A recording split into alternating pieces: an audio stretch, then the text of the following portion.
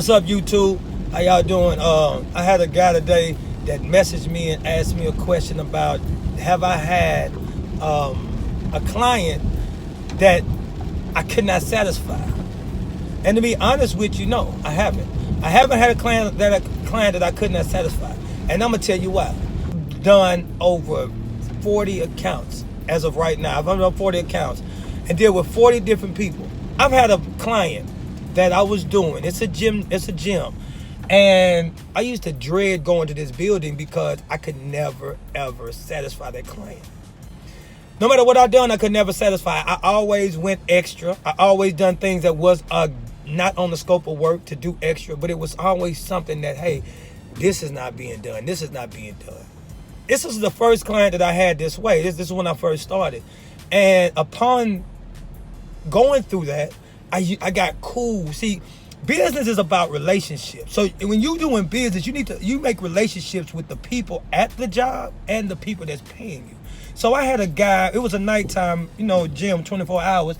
So I had a guy, he used to work there. He was like one of the nighttime managers, and we got cool. Not saying like we went out for drinks or nothing like that, but when I was there, he respected me. I talked to him, let him know, encourage him about what he was doing, and just we got cool. He liked that I was on my stuff and I was headed in a different direction. So he would talk to me and let me know information about how the gym was being ran, how they're not having enough subscriptions that they thought they was.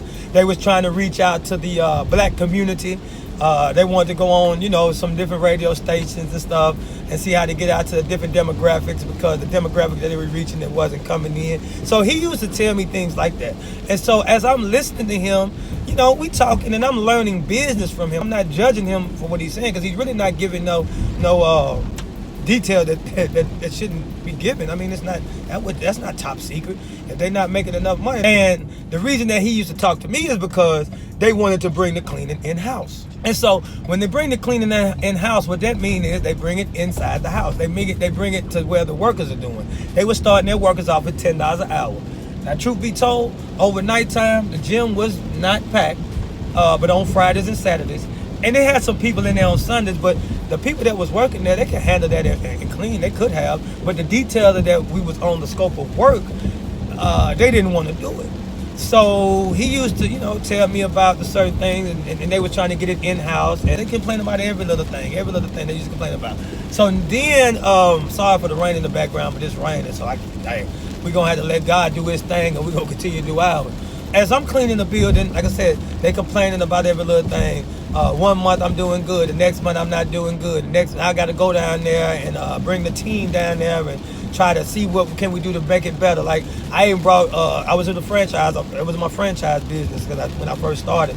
So I'm bringing the master franchise down there, the ops manager. I mean, we all going in there to try to make sure we keep this account because it was a 6-day-a-week account. It was a gym. It was about $3,000 a month. So I wanted to keep it, man. I wanted to do everything I could to keep it. Like it was one of my first accounts. But $3,000 a month on my first accounts, and I'm paying stuff off. Like that was one of the accounts that I took for 12 months.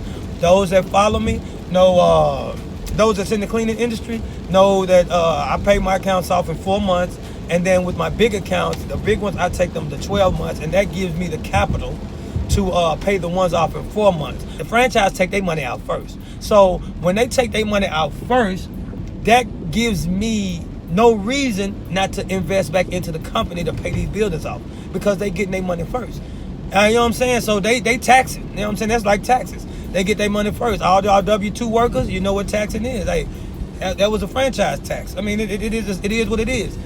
So I wanted to keep the account, so I was doing everything I could to keep it, but it was not happening. And what I found out is they thought they was going to be able to pay cheaper because I had a person that I was mentoring.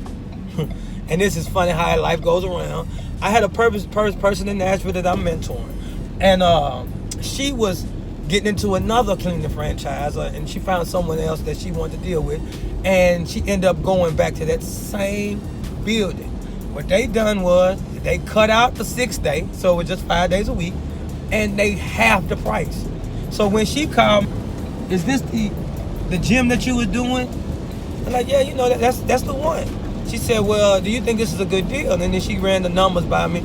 I told her, go get it, because I would have when I first started it. So I told her to go get it, but it didn't work out. So I'm glad she didn't get it, because she heard the stress that I was going through. I do know that I have not had a client that has the finances and wants a service that I provide and I couldn't satisfy.